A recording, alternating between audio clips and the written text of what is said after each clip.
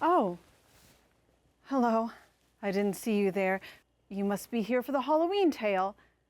I don't have so many words as I do pictures, moving ones.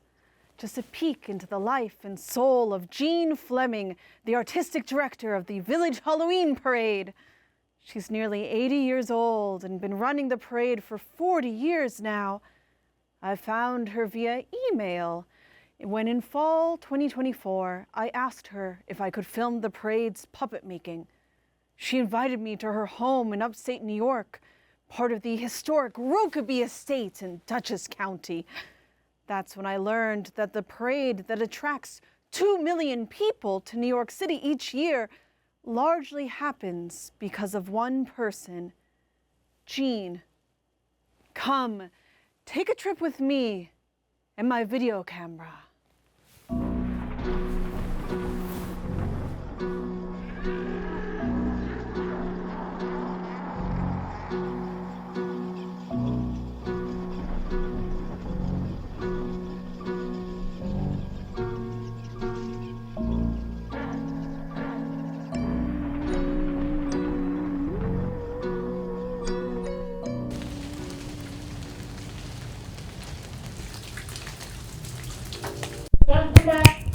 There we go.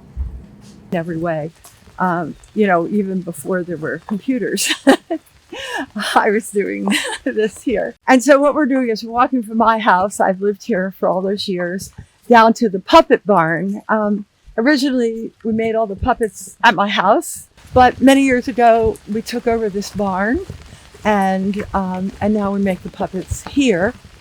And this is where we do the rehearsal for the parade of the puppet section. So all of those puppets, which are traditional to the parade, that happens here. There are other puppet companies that are making puppets, but they're in other places. But these are the official puppets that we make here. Rokeby is an original. It was given by a land grant from the King of England way back at the beginning of time, and it's still in the same family. We'll create 2 lines and do a very simple contra dance thing. Let's give you a few does and like nothing complex, but if they all do it together, it will look like they're amazing.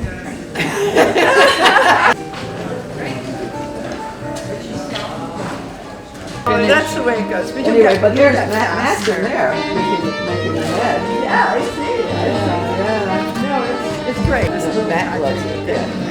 Yeah. Okay, that's I've been great. thinking about them. Okay, good. How to take advantage. So Christine, so what I want to do is you can stay here for a while and capture some of this and talk to people, and then I'm going to go back, and then when you're ready, you can come back up there. And we'll go on from there. Yeah, that sounds great. Sound Yeah, good? yeah. There's just a few people here. Yesterday there were almost 50 people here. There's going to be up to 20 by 2 o'clock here. Oh, there will be. Yeah. Okay. There's already about 15. Look at the cats up there. I know, they're I smiling. told you you'd probably come back during the week.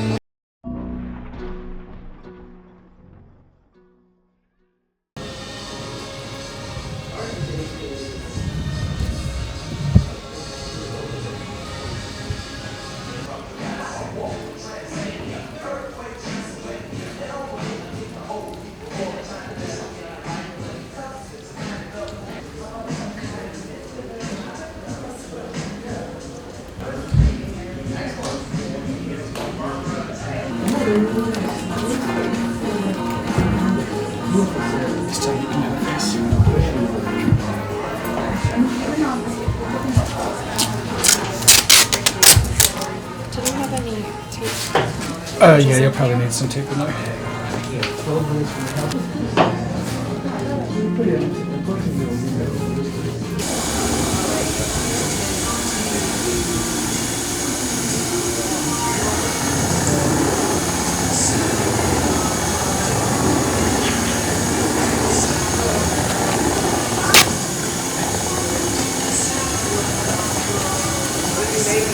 Paper mache. It's German wallpaper base. I guess because in Germany they still use wallpaper.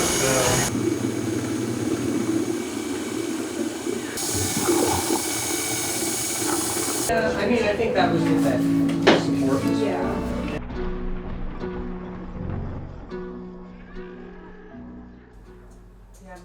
Who's doing it? Don't know. Look at me. Do I look ridiculous? No, and I like all the pinkish purples you have going on. Yeah, I thought Jewel it would be tones. better to do something colorful instead of black all the time. Yeah.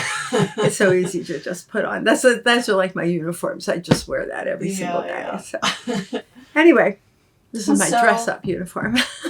So tell me how it is you came to be artistic director. Oh, okay.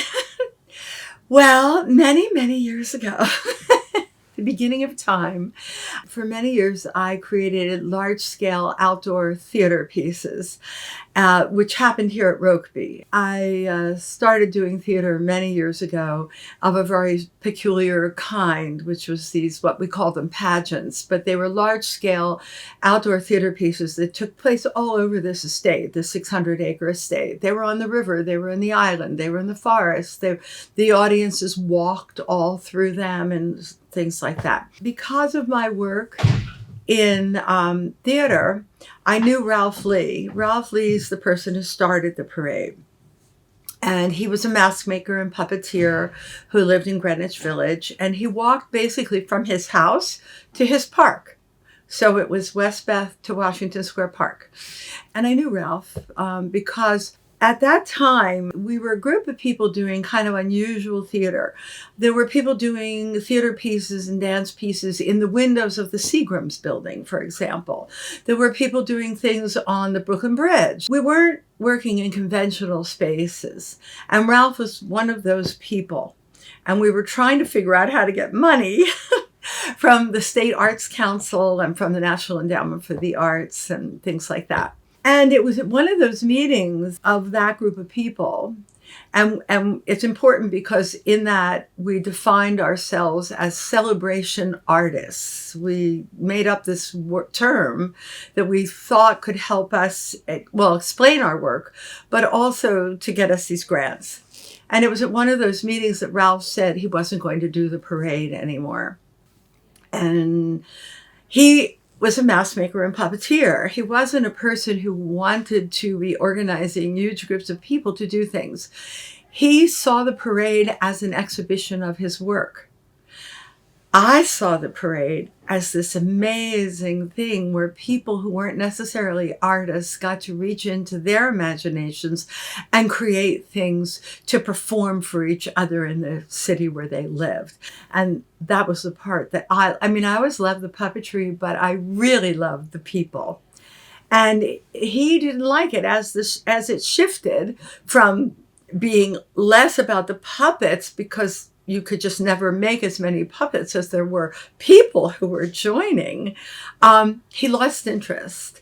And at that point, I said, oh no, you can't let that die. I said, I will come and I will help you and I'll do all the parts that you don't want to do. So I did. I worked with him for 2 years together, and he finally decided he didn't want to do it anymore at all. But I raised all the money. The parade was getting larger, though nothing like it is now. And, people were doing things like sitting on a car, and people were getting upset because the cars were still on the route because it was so small. The police were not involved. But the community board was starting to notice, and neighbors were saying, oh, they're sitting in our car. So I came in and I brought in the police. I brought in the community board. I brought in all the merchants. I pulled the community together to say, okay, how can we keep this thing going? What do we need to do to make it work?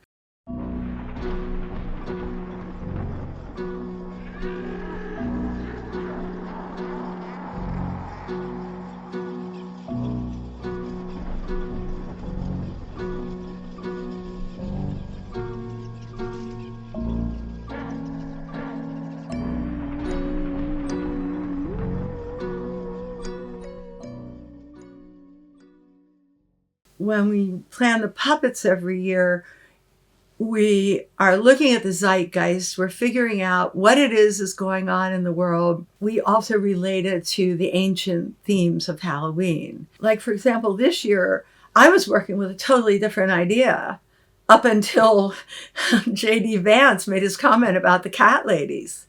Who knew? Instantly, I found out New York City is the epicenter for cat ladies. And the whole thing changed that quickly. And that's like fresh. That's only 6-7 weeks old right now. And we changed everything. But I think that what I really think is that the cat lady thing took us to nonsensical, and that in fact, what we're living in is nonsensical. I mean, things still don't make sense. Not the whole parade is nonsense in a sense, and which is part of what's good about it. I'm quoting the Cheshire Cat. Imagination is our only defense in the war against reality.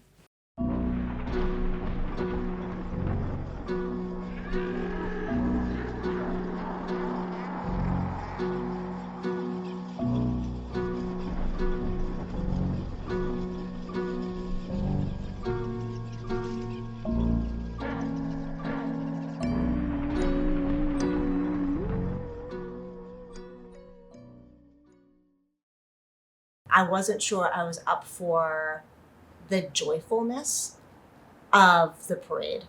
And I was talking to Jeanne, and she said, I think there's a way of celebrating and making a statement at the same time. And so we started talking about cat ladies and how cat ladies right now in this moment in history have taken on a meaning far more than a lady who owns a cat. All because of a comment about childless cat ladies not being as relevant in our society as other people. And so it just seemed like cat ladies was an amazing message that didn't hit you over the head with political overtones, and yet it was a completely political statement. And the Cat Ladies Unite felt like a union message almost, like we are coming together, we have a message, we're here, we're proud, we want to share. So we wanted something that looked like signs from a picket line.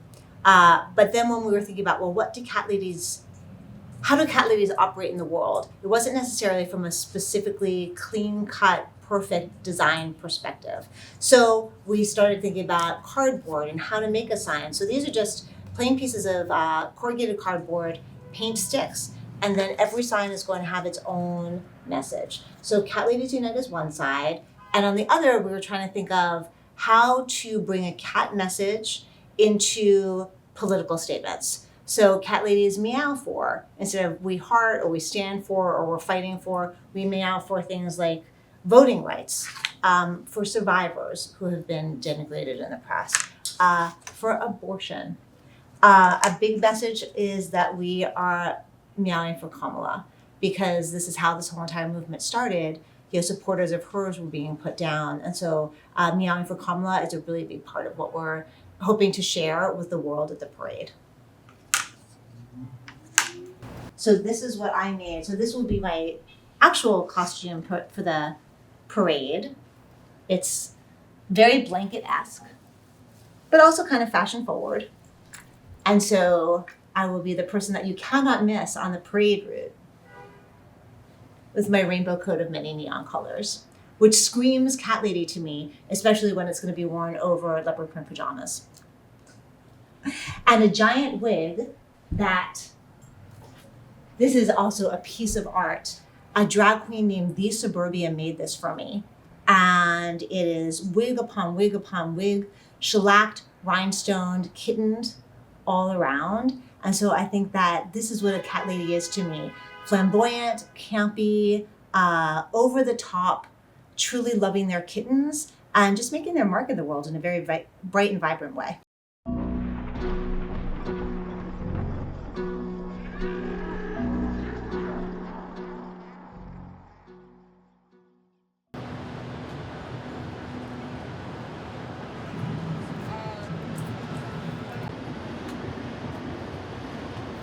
Someone else comes to help so that we don't The blacks get them. Oh yeah, that one. That's the black. So 3 blacks.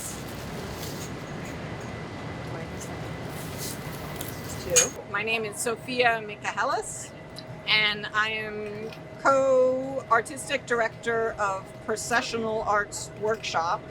And Alex Kahn and I design the theme performance often made up of a lot of puppets for the Halloween parade that helps establish the theme at the head of the parade. And also we bring out and curate the lead section of puppets, which are skeletons and jack-o'-lanterns, various puppets, some from the designers that were working before we are and others that we've added over the years. But those are the perennial favorites that lead the parade. And the reason we bring puppets out for the parade is that the Halloween parade was started by a puppeteer, Ralph Lee, in 1974.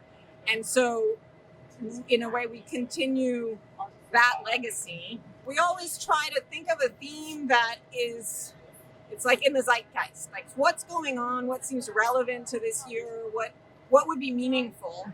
And sometimes it's kind of looking into more Halloween-y themes, and other times it's very abstract. But for us, it's always involves some aspect of Halloween. This year, we were interested in doing witches and their familiars, cats, because it's a cliche of Halloween, but it also is very much in the news. A lot of people were talking about cat ladies this summer.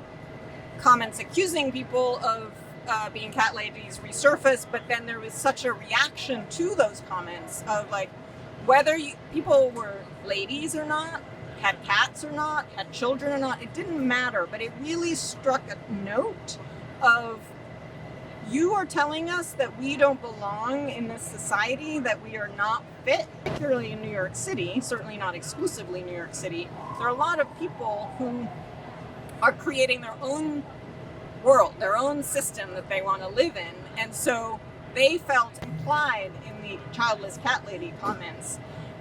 And so we really wanted to build on that energy and the feeling of otherness that the accusations and the negative impact of being a childless cat lady, and the response of like, no, we're proud of being childless cat ladies. Every year for the last 13 years, we have run an event in September called Morningside Lights with Alex and Sophia, who run Processional Arts Workshop. Starting in 2016, I started working with them on this event. So I help mainly to get the puppets set up and get the volunteers into their puppets. And then I walk with the parade, and if anybody has any kind of issues, say for example, if you have a skeleton and your arm comes off, then I help zip tie it back on during the procession to keep everybody moving. When you live in New York City, it can be so big and so dehumanizing in some ways. The feeling you get when you are part of the procession or part of the parade, and you are part of something that's so much bigger than you, and that you play a part in making something happen that is a real tradition in the city, and that you get to feel like, even though your part might be small, but you help make that happen. And that as a result, even though you're just one individual person who lives in this city, that you are really a part of the city and something happening in the city. I'm actually a whole cat wrangler this year. I'm helping the 80 cat ladies who are coming and walking the parade stay organized, do some physical culture, do some dancing as we process for this year's theme.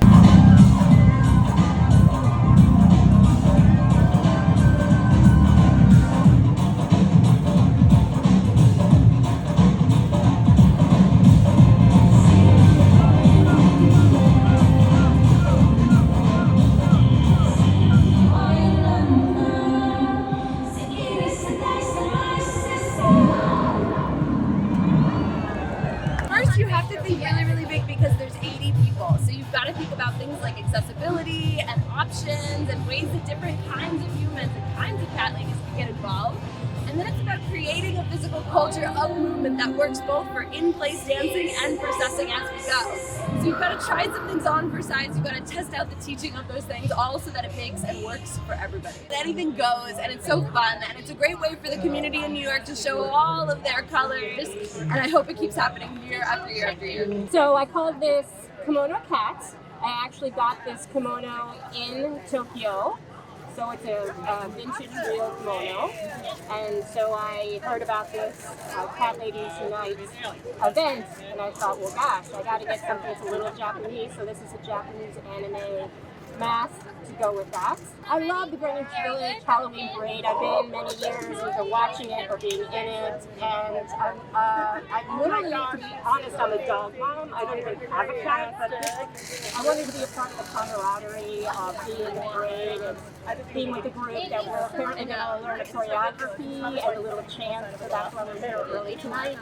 So I'm kind of looking forward just to being in a dance group, kind of similar to what they do with the Thriller. Every year they have Michael Jackson's Thriller, like a whole dance troupe doing the entire Thriller dance scene. So I'm like really looking forward to seeing what we're going to learn from, just be in that kind of atmosphere.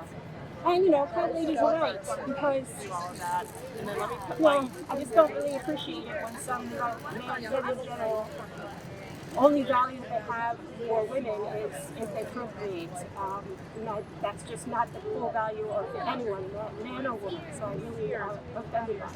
So that's why I'm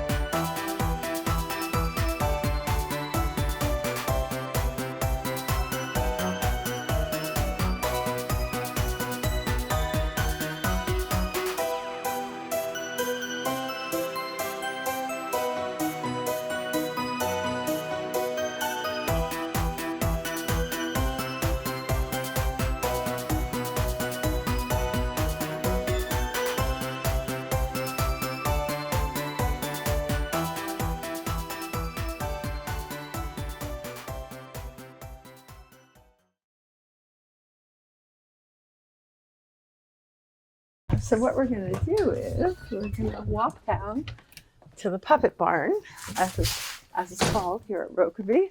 How long have you been storing puppets in this barn? For 54 years. A long time. And this barn, the puppet where we build the puppets, you know, that's been also a good 35 years or so. We were using this farm to make puppets and things before Alex and Sophia actually got together and then ultimately moved here. So it's been a while. Could you tell me again about how you met them as children? Oh, well, Sophia is the daughter of my landlord. Well, her mother and her two brothers are the landlords of Rokeby. So I knew them before Sophia was born. So I've known Sophia since before she was born. And Alex was a local boy who was brilliant. And I met him, I think I was doing pageants at the time. And Sophia was in the pageants. And I think I met Alex around that time too. He was maybe 12 or 13. So here we go. This is rather precarious, of course. Oh, it's interesting. So yes, this is the way it was when I came the other day, which is that the cats, I think this is all of them, are stored here right at the moment. This is a barn where, it's called the Ox Barn, where we've done many, many projects over all the 50 years, many an event in here and everything. And right now it's just storage, but here are the cats. So could you tell me about the process of storing them? When the parade is over, what happens? Well, when the parade is over, the puppet truck, which has all the puppets in it, that we take them down to the city, it comes back to Rokeby. And then that crew, led by Alex and Sophia, unpack all the puppets and put them back in the barn, which is where they live, along with the puppets for Sinterklaas and every other thing that we've done, you know, for all these many years. They're all living up in the barn. And it's pretty full after all these years, even though a couple years ago we actually got rid of a lot of puppets that were very old and that we weren't really using anymore. And it's very full, so that's why the cats are here, because they take up quite a bit of space, as you can see, and they don't fit upstairs. So here they all are, and most of them are in bags. Oh, well, actually, I'm seeing there's other things here. Here are the shaman cows are here, and some of the skeleton heads are here. Yeah, there's a bunch of stuff here. And usually what happens is they get wrapped in plastic so that they are kept clean, and they're stored up in the barn. There are the backpacks that carry that they're on, that you know, they're all mounted on those to be carried in the parade. So they're there too. Yeah, you can see, you know, movies have been shown here, and this is the home of the Tom Waits Festival, which happened for years and years and years here. And there's thrones underneath there that were part of that. And yeah, so this is this place. Yep.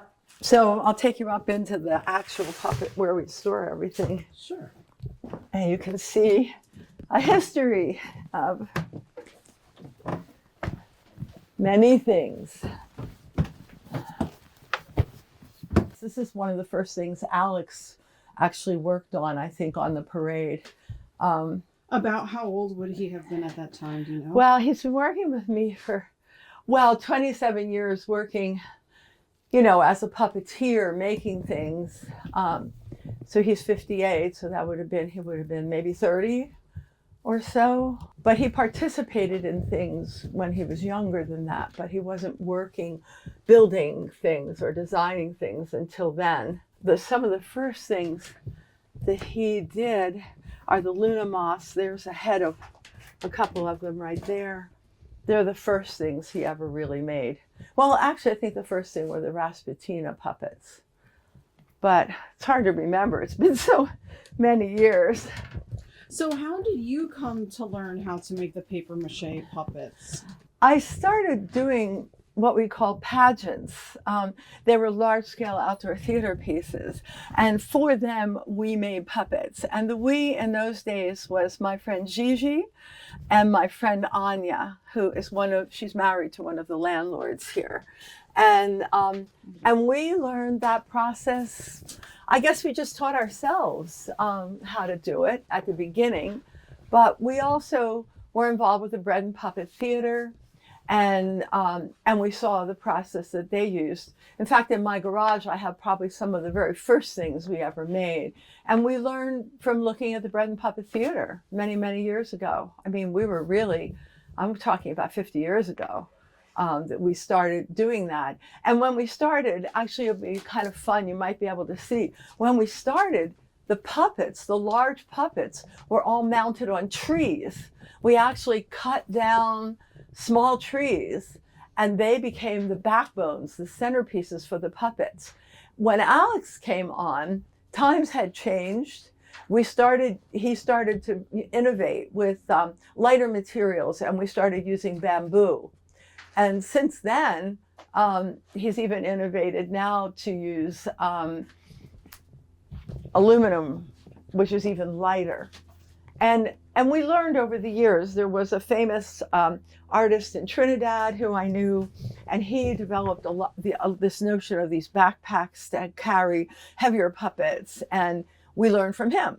I, knew him, and I learned from him how to do that, and so did Alex. And so as a result, we began to, and another thing that is an innovation is lighting. It used to be we had to have car batteries, and we hooked everything up to a car battery, which meant you had to have either somebody carrying a very heavy car battery or wearing it, or it was in a wagon. Well, now there's LEDs and everything is battery operated. It's super light. So you can make illuminated puppets that are very, very light. But come into the other room. There's even more in here. So this, just looking at all this, this is the Hudson River or the ocean, depending on what we're doing. But these were created when I did the opening of the walkway over the Hudson for the quadricentennial of Henry Hudson's journey up the Hudson River 400 years ago. And these were part of a procession that we did across the walkway on the Hudson, where we recreated the Hudson River. And so that also was used in Sinterklaas, which is the event that I usually do right after Halloween. But this year we're taking a break from it for different reasons. Let's see. These are the heads of the sweepers that appeared in the parade the last couple of years. They were the ones who kind of swept up the cats, herded the cats. But these are eyeballs from an earlier Halloween parade. These are from another Halloween parade, but those stars are from Sinterklaas. And then if you look here, you'll see all these flats.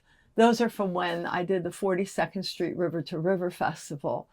I did the Statue of Liberty celebration for New York City in '86. And before that, I was doing like 53rd Street River to River, 42nd Street River to River, and those are from that. And they were before Alex and Sophia's time, but here they are. And we pull them out, we use them. They're used for different things when we need them. This is the elephant in its pieces, taken apart. There were 3 elephants, a mother and 2 babies that were part. Here are puppets that I actually made many years ago with Amy Trumpeter from the Bread and Puppet Theater. These were original puppets when I first created Sinterklaas 40 some odd years ago. These were some of the original puppets, the bears. So how did you make these? These are just made out of Luan, which is a lightweight wood. You can see these are now on metal poles. They would originally probably have been on, not on metal, they probably would have been on a tree. And then the costumes, it's very simple. Things evolved over the years. They got more and more complicated. And as we brought on more people, now, Alex will design the puppets with Sophia, but then, 50 people come up every weekend and work on them. When we originally were making things like this, it was just the 3 of us in my kitchen. We didn't have a barn to build in. We were making things in the kitchen. And so they were necessarily, simpler. So how did you find 50 people to help you on something like that? How do we find people to help us? Yes. We just told a story. That's basically the way I've always worked. I make up the story. We used to do everything in my kitchen. And then as we started to make larger work and we had more people involved, we could make more, than we could when it was originally maybe 7 or 8 of us doing it. Now there are 50. These are the original puppets that Alex helped work on, and I made the costumes for them back when. I was a craftsperson and I designed costumes for a while. I made clothing that was very theatrical looking. But these are trees. There are a dozen walking trees. They're from Sinterklaas. These boats, which are from the Hudson River, these are from the walkway over the Hudson. Let's just see what else is here. So this is the rib cage of the spider monkey, and the reason why it's here is because it hasn't been put up yet. It will be put back. These are the robots from the year of I Am a Robot. These are from the year of the Cabinet of Curiosities. This is a puppet that is easily, 50 years old practically, or 40 years old anyway. And this was made by Anya and Gigi and I made the costume in those days. And ultimately what happened was because I could do all the things that, except, the art got to be given to the artists who were doing it. And I became the person who did everything else, raised all the money, did everything so that we could do the work. These are the skeletons. These are from the Garden of Earthly Delights. I mean, it's just endless. It's 54 years. These are original puppets from the original Sinterklaas. Autumn and spring and winter. Their heads are not here. Their heads are, God only knows where they are at the moment. These are from the year of endangered oceans, when we engaged Ben & Jerry's ice cream, got interested in, they were doing a new flavor of ice cream called Rainforest Crunch. And we got involved with Greenpeace, and we did a lot of endangered species. These were part of endangered oceans, and that's going back 40 years or something like that. But so everything here, I mean, every single thing here has a history and it has a story. And, you know, there's Big Bird. He was made by W. Lee Cohen many, many years ago. He was one of the first really large puppets in the parade. He was on a frame. He was pulled on a cart. So he could be very, very tall. And that was an innovation at the time. But this is 45 years ago or something that we did that, you know. So why do you think these events have survived for decades? What do you think's made it possible? Well, that's a complicated question. I think it's because, well, so when I design an event, it involves a lot of people making things together. So a lot of people making things to contribute to something that's larger than any one person. So everybody on the project has a job, and all jobs are equal. All jobs are equal. The art is no more important than the person who's cooking the food for the artist. Everybody has a job, and it's a community that's established. So I think part of it is that, just putting together that community for different reasons. Everybody gets involved. I think it's that. I think it's the hands-on aspect. And every event that I design involves people who would normally be watching the event actually making it. So, for example, in Sinterklaas, there are workshops that go on where children make all of these particular things that they carry in the parade or they carry to the parade.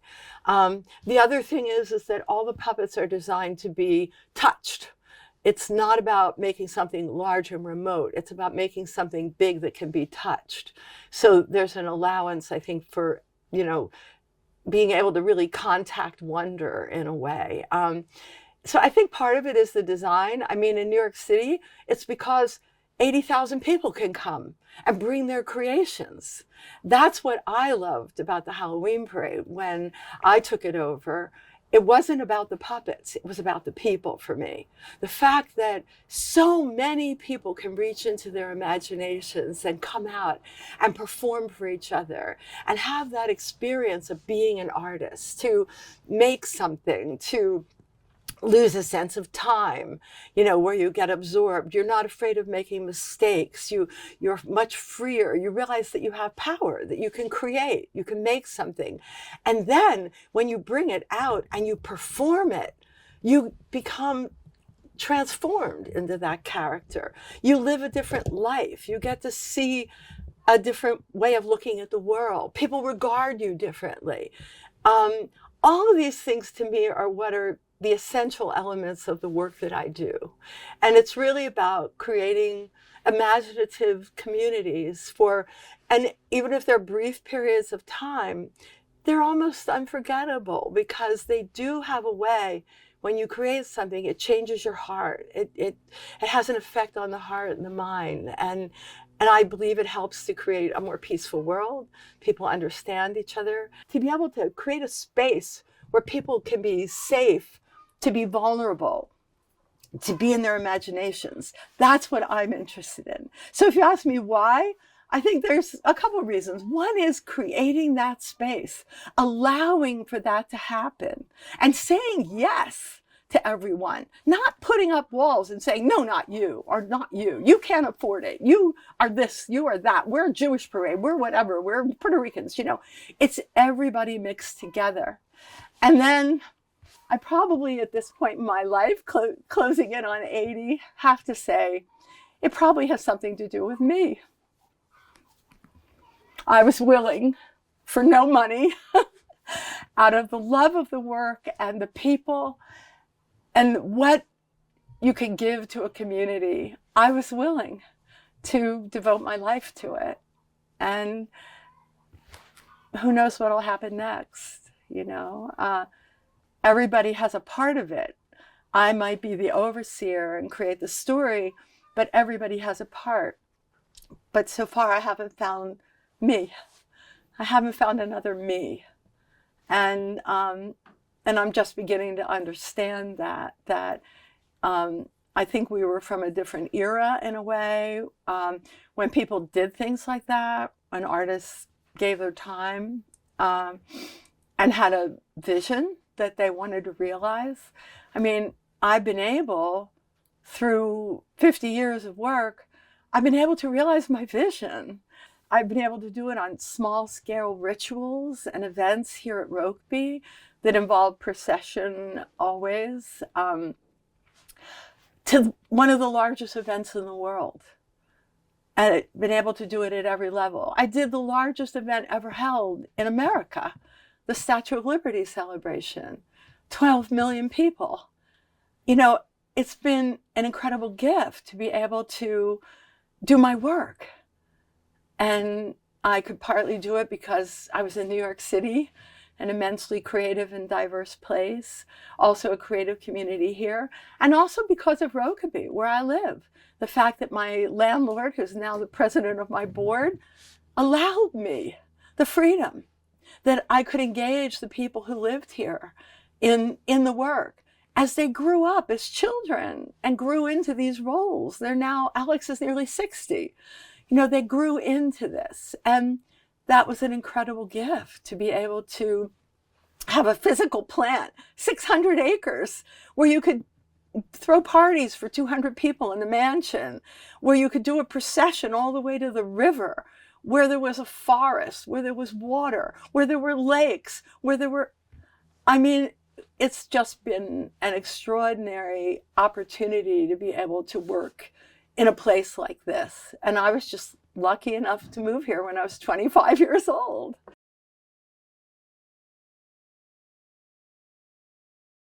Generational. That's an interesting idea. I think we were a very hopeful generation. I think that we believed we could change the world. I think we did have a lot of faith that we were changing the world. There were opportunities that opened for us that I don't think were there before, and I think are changing now. And I do believe that magic is focus. It's the details. It's the devil's in the details, but so is the magic. And I believe if you really take care of every single detail and leave enough room for things to go wrong or go right, that you really can create something that's different and magical than what you experience every day. But there's a real shift in the way that people are in the world and how they, and there's also been fear, I think, since COVID, a little bit of a fear of each other. And also too, the way the country is so divided. On Halloween night, I bring them all together. All of them. It's not just liberal weirdos who come to the Halloween parade. It's everybody who comes to the Halloween parade. And I have the opportunity to kind of maybe heal some of those wounds.